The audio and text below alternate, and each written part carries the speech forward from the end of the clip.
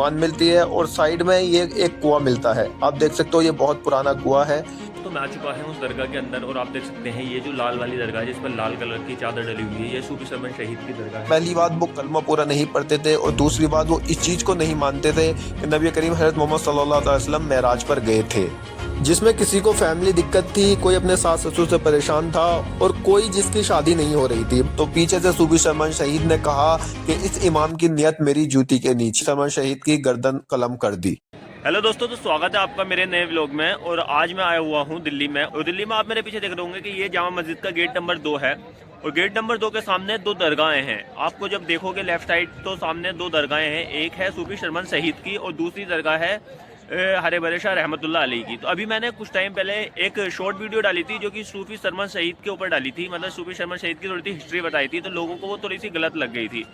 तो वही सब उसमें 1 मिनट का शॉट होता है, उसमें मैंने जितना मुझसे हो सका मैंने उतना बताया। और वो मैंने कोई अपनी मनगढ़ंत कहानी नहीं बताई थी, जो मैंने पढ़ा और जो मैंने रिसर्च की उसके ऊपर ही बताई थी। तो मैंने सोचा क्यों ना इसका पूरा व्लॉग बनाया जाए। तो आज मैं दिल्ली में खासकर सूफी सरमन शहीद की दरगाह का ही व्लॉग बना आया हुआ हूँ और उनकी पूरी हिस्ट्री मैं आपको बताऊँगा कि वो कहाँ से कैसे आए और कहाँ से आए और औरंगजेब से उनका क्या ताल्लुक था, और क्या उनकी सच में औरंगजेब ने गर्दन कलम करवाई थी और क्यों करवाई थी, क्या औरंगजेब ही थे जिन्होंने उनकी गर्दन कलम करने के आदेश दिए थे।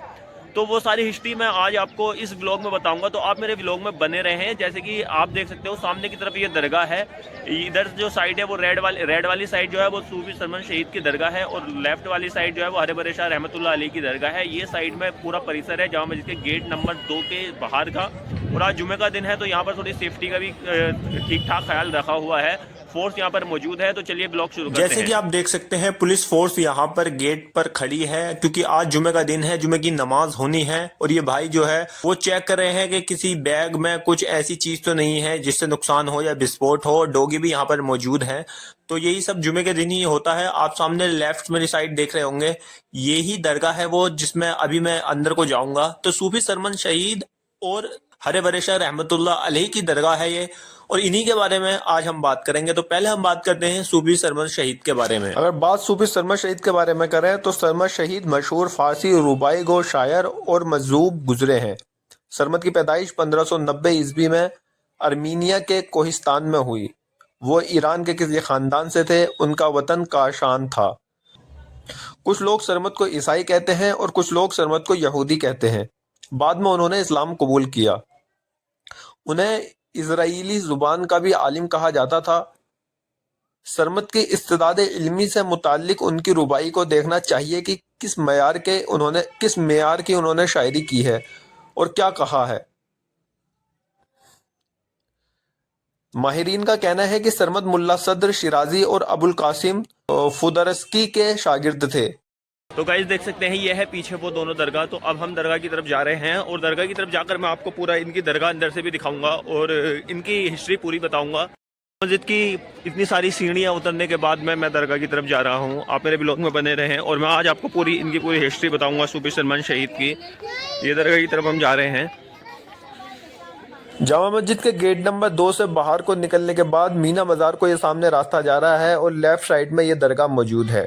सूफी सरमन शहीद मुगल बादशाह शाहजहां के आखिरी दौर में दिल्ली आए थे। ये अपने समय के बहुत लोकप्रिय शायर थे और अपनी जिंदगी के आखिरी दौर में ये निवस्त्र रहने लगे थे। सूफी सरमन शहीद की दरगाह के जब आप सामने जाओगे तो कुछ दुकानें ये आपको मिलेंगी। आपको इसका गेट ढूंढने में थोड़ी सी दिक्कत होगी। आप देख सकते हो ये सूफी सरमन शहीद की दरगाह है और ये हरे भरे शाह रहमतुल्लाह अलैह की दरगाह है। नीचे वाइट कलर की जाली लग रही है और पास में ही इसके सामने की तरफ दुकानें हैं। बट इसका गेट जो है वो सूफी सरमन शहीद की दरगाह के बराबर से होकर जाता है। आप देख सकते हो कि ये दुकानें जो लगी हुई हैं, उधर रास्ता जो लिख रहा है यही उनकी दरगाह के अंदर को गेट जा रहा है। मैं जब दरगाह के अंदर को जाता हूँ तो सामने फूल और चादरों वाली दुकान मिलती है और साइड में ये एक कुआं मिलता है। आप देख सकते हो ये बहुत पुराना कुआं है। मैंने यहाँ से कुछ ख़रीदा है और फूल वगैरह और ख़रीदे हैं, और फूल वगैरह ख़रीदने के बाद मैं दरगाह के अंदर की तरफ जाता हूँ। सूफी सरमन शहीद फ़ारसी के बहुत अच्छे शायर थे।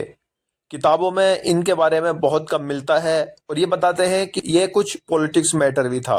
उसके बारे में हम अभी आगे बात करेंगे। सूफी शर्मा शहीद की दरगाह के अंदर को जब मैं गया तो यहाँ पर कुछ चिराग वगैरह जल रहे थे, और लेफ्ट साइड में जब मैंने देखा तो ये लाल वाली जो दरगाह है ये सूफी शर्मा शहीद की कब्र मुबारक है, और उधर ग्रीन वाली वो हरवर शाह रहमतुल्लाह अलैह की दरगाह है। इतिहासकार इरफान हबीब का कहना है कि सरमद की शायरी बहुत स्तरीय थी और वे बेहद साहसिक शायरी करते थे, जो बहुत संभव है कि औरंगजेब को पसंद ना आई हो।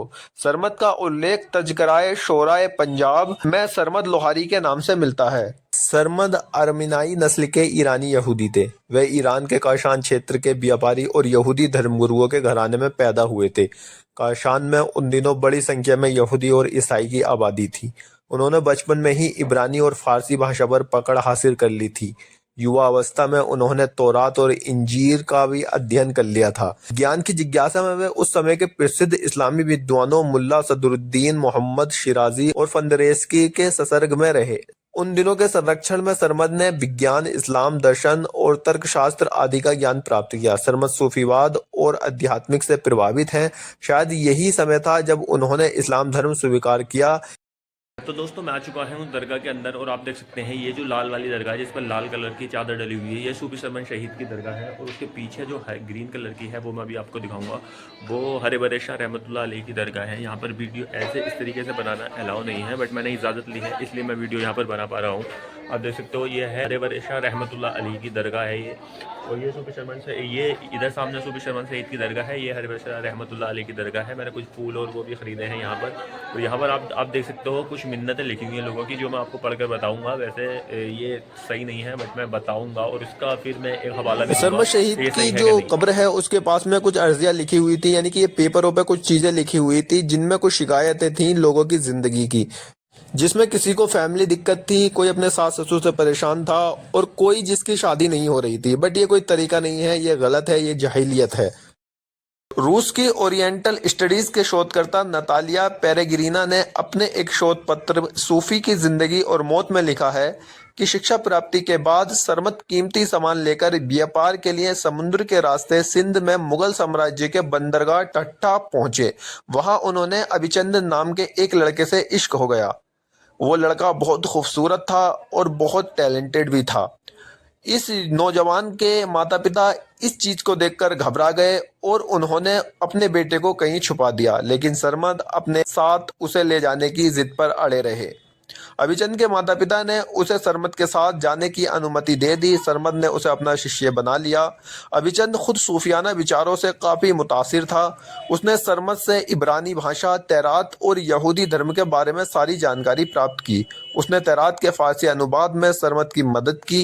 अभिचंद सरमद के साथ आखिरी सांस तक रहा। सरमद लाहौर और हैदराबाद होते हुए दिल्ली पहुंचे। उस समय तक एक सूफी के तौर पर उनकी शोहरत फैल चुकी थी। वे एक मजजूब की तरह रहते और निवस्त्र रहने लगे। सरमद शहीद में सैयद मोहम्मद अहमद सरमदी ने लिखा है कि चूंकि वे पूरी तरह निवस्त्र रहते थे और चमत्कारी संत थे, इसलिए और भी अधिक लोगों के आकर्षण का केंद्र बने हुए थे। शर्मा सईद दिल्ली में तशरीफ लाए और जब दारा शिकोह को उनके बारे में पता चला तो वो दारा शिकोह के हम मिजाज साबित हुए। दोनों एक दूसरे की बड़ी कद्र करते थे और एक दूसरे को बड़ी कद्र वाली निगाहों से देखते थे और इज्जत करते थे। बल्कि दारा शिकोह आपका मोतक़िद हो चुका था। शर्मा शहीद एक मस्त कलंदर इंसान थे। कहा जाता है कि वो बहुत पहुंचे हुए इंसान थे, नंगे बदन रहा करते थे, दारा शिकोह के हमदर्द थे, महराज जिस्मानी से इनकार करते थे और कलिमा पूरा नहीं पढ़ते थे, यानी कि सिर्फ ला इलाहा। शाहजहां के बाद तख्त पर बैठने के लिए औरंगजेब और दारा शिकोह में जंग छिड़ गई थी। दारा शिकोह जो सभी धर्मों को सम्मान देता था, यानी कि वो किसी भी एक धर्म को पूर्ण रूप से नहीं मानता था। यही वजह थी कि औरंगजेब उसे नास्तिक कहते थे। और सूफी सरमन शहीद के और दारा शिकोह के ताल्लुकात बहुत अच्छे थे, और यहाँ तक कि जब जंग छिड़ी दोनों के बीच में तो सूफी सरमन शहीद ने यह भविष्यवाणी कर दी थी कि दारा शिकोह इस जंग को जीत जाएगा। ये बात जब औरंगजेब को पता चली तो औरंगजेब ने सूफी सरमन शहीद के बारे में पता किया। औरंगजेब के बादशाह बनने के बाद राजकुमार दारा शिकोह पर कुफ्र का इल्जाम लगा और उसका सर कलम कर दिया गया था। कुछ किताबों में दारा शिकोह का एक खत का उल्लेख मिलता है जो उसने शर्मा शहीद को लिखा था। उस खत का मजमून कुछ इस तरह था: पीरो मुर्शिद, हर दिन मैं आपका दीदार करने का इरादा करता हूँ लेकिन पूरा नहीं होता। अगर मैं वाकई में हूँ तो मेरा ठोस इरादा या मकसद क्यों पूरा नहीं होता, और मैं कुछ भी नहीं तो मेरा कसूर क्या है? कत्ले हुसैन अल्लाह की रजा के लिए हुआ था, यजीद कसूरवार क्यों ठहरा? और अगर खुदा का हुक्म ना था तो इसका क्या मतलब है कि खुदा जो चाहता है करता है। इस्लाम के पैगंबर हजरत मोहम्मद सल्लल्लाहु अलैहि वसल्लम काफिरों के खिलाफ जंग लड़ते थे, लेकिन कई मौक़ों पर इस्लाम की फौज को हार का सामना करना पड़ा था। और क्यों? उलेमा कहते हैं कि ये एक सबक था, लेकिन जो लोग अपना व्यक्तित्व में पूर्ण हैं उनके लिए सबक की क्या ज़रूरत थी।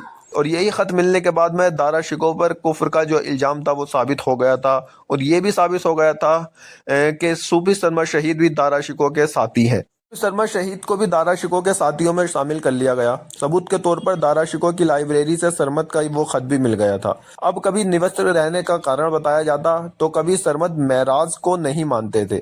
औरंगजेब केवल निवस्त्र रहने के आधार पर सजा देना नहीं चाहते थे। उस दौरान सल्तनत के काजी को ये पता चला कि सरमद जब कलिमा पढ़ते हैं तो सिर्फ ला इलाह पढ़ते हैं, इससे आगे पढ़ने से रुक जाते हैं। ये बात मशहूर हो गई थी। मुफ्ती काजी मुल्ला अब्दुल कबी ने जब इसका कारण पूछा कि इसके आगे क्यों नहीं पढ़ते, तो सरमद ने जवाब दिया, मैं अभी नकार के स्तर तक ही पहुंचा हूँ। जब खुदा का दीदार कर लूंगा तो स्वीकारने के लिए पूरा कलमा पढ़ूंगा। जिस चीज को देखा नहीं तो उसे स्वीकार कैसे कर लूं। सरमद से निवस्त्र को त्यागने और कलमा पूरा न पढ़ने के लिए माफी मांगने को कहा गया।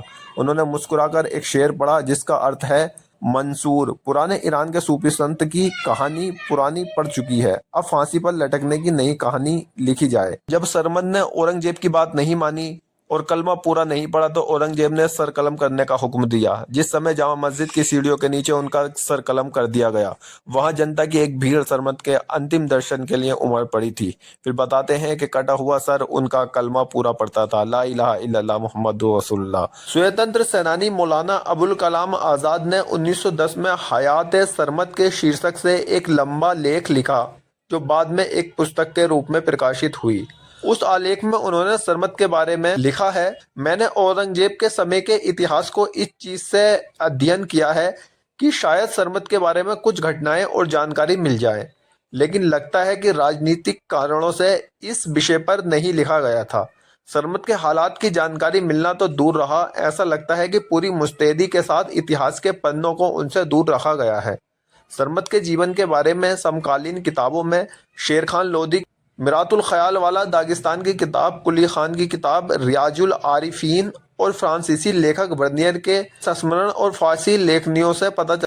तो मैंने अभी तक जितनी भी स्टडी की और जितना भी सूफी सरमद शहीद के बारे में पढ़ा है, तो उससे मुझे ये जानकारी मिली है और मुझे ये रियलाइज हुआ है कि सूफी सरमद शहीद का औरंगजेब ने जो सर कलम किया वो इस वजह से किया कि वो कुफरी बातें करते थे, और दूसरी वो दारा शिकोह के सपोर्टर थे, उनके साथी थे, उनका साथ देते थे। कुफरी बातें उन्होंने ये की कि पहली बात वो कलमा पूरा नहीं पढ़ते थे, और दूसरी बात वो इस चीज को नहीं मानते थे कि नबी करीम हजरत मोहम्मद सल्लल्लाहु अलैहि वसल्लम मेराज पर गए थे। और वो कहते थे कि मैं तब तक नहीं मानूंगा जब तक मैं खुद खुदा से नहीं मिलूंगा। यही बात औरंगजेब को कुफ्र लगी। बट एक कमेंट और आया था मेरी उस शॉट पर, वो मैं आपको दिखा देता हूँ। इस कमेंट्स में इन भाई ने लिखा है कि सूफी सरमद शहीद जामा मस्जिद में मौजूद थे, जुमे का दिन था, जुमे की नमाज का टाइम था। औरंगजेब बादशाह भी उसी दिन नमाज पढ़ने के लिए इमाम साहब के पीछे खड़े हुए थे। शाही इमाम ने नियत बांधी, 2 रकात नमाज फर्ज पढ़ने की जब नियत बांधी तो जैसे ही नियत बांधकर अल्लाह अकबर कहा तो पीछे से सूफी सरमद शहीद ने कहा कि इस इमाम की नियत मेरी जूती के नीचे। लोगों ने इस बात को सुना और बाद में बादशाह औरंगजेब को ये बात बता दी। औरंगजेब को गुस्सा आया। औरंगजेब ने गुस्से में सूफी सरमद शहीद की गर्दन कलम कर दी। बाद में सूफी सरमद शहीद की कटी हुई गर्दन से आवाज आई कि पूछो इन इमाम साहब से कि जब ये नियत कर रहे थे का ध्यान कहाँ था। तो जब औरंगजेब ने इमाम साहब से पूछा, इमाम ने सर झुकाते हुए कहा कि मेरा ध्यान जो वो अपनी फैमिली की तरफ चला गया था। ये सुनकर बाद में बादशाह औरंगजेब को बहुत अफसोस हुआ, और ये भाई जो भी कर रहा है ये बहुत गलत है। ये भाई दरगाह में आकर सजदा कर रहा है, जो कि बहुत गुनाह है।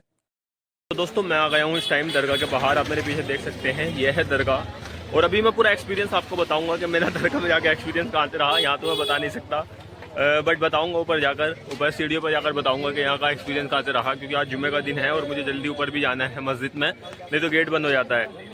तो दोस्तों मैं अभी दरगाह के अंदर से आया हूँ, सूफी सरमद शहीद की दरगाह के अंदर से आया हूँ। वो आप मेरे पीछे दरगाह देख रहे होंगे। तो मैं आपको क्या ही मैं अपना एक्सपीरियंस बताऊँ। दरगाह में मैं गया, जाकर जैसे ही मैं अंदर बढ़ा, मैं दरगाह के मतलब जहाँ उनकी तुरबत उसके पास में कुछ आ रहा था, तो तुरंत मुझे रोका और मुझसे पूछा कि भाई कुछ लो, कुछ खरीदो, फूल वगैरह कुछ खरीदो। मैं कहा चलो ठीक है, मैंने फूल वगैरह खरीद लिए। ख़रीदने के बाद में, और जो यहाँ के मुजाहिद है, मुजाहिद क्या, जो यहाँ के मुजाहिद हैं, मतलब जो यहाँ पे रहते हैं, जो इसकी देख रेख करते हैं, उनका मतलब इतना रूडली बिहेवियर है, मतलब ऐसे है कि क्या कर रहे हो, ये वो भले ही मैंने पूछकर वहाँ पर वीडियो बनाई थी, बट बहुत ही गंदा बिहेवियर है। मैं जब दरगाह करने के बाद में बाहर आया, वीडियो वगैरह बनाने के बाद में जब मैं बाहर आया, तो बाहर आकर उनका मुझसे सवाल था कि पैसे वैसे डाल दिए, गुल्लक में पैसे वैसे डाल दिए अपने नाम से। मैंने कहा हाँ मैं हाँ ऐसी करके आ गया। बट मतलब क्या ये कोई बिजनेस थोड़ी नहीं है यार, ये बुजुर्ग हैं, अल्लाह के नेक बंदे हैं, और इनके नाम पर भी कमाई वगैरह कर रहे हैं लोग, मतलब हद मचा रखी है। तो दोस्तों आज के ब्लॉग में सिर्फ इतना ही, और मैं आशा करता हूँ कि आपको मेरी ये वीडियो अच्छी लगी होगी। और जो भी मैंने आपको जानकारी दी है वो मैंने अपनी तरफ से नहीं दी है, कोई भी मनगढ़ंत कहानी नहीं है, सब मैंने पढ़कर, लिखकर और हिस्ट्री पढ़कर, और कुछ मैंने रेफरेंस भी आपको दिए हैं बुक्स के, वो भी आप अगर चेक कर सकते हो। और जो वो शॉर्ट वीडियो मैंने डाली थी वो भी मैंने यहीं से ही पढ़कर डाली थी। तो ऐसे ही अगर आपको मेरी वीडियो पसंद आई हो, और ऐसे ही हिस्टोरिकल प्लेसेस और हिस्ट्री जानने के लिए, ऐसे ही हिस्टोरिकल प्लेसेस देखने के लिए मेरे चैनल को सब्सक्राइब करें, मेरी वीडियो को लाइक करें, शेयर करें, कमेंट करें। बहुत बहुत शुक्रिया। हेलो दोस्तों, तो स्वागत है आपका मेरे नए व्लॉग में। और आज मैं आया हुआ हूँ दिल्ली में।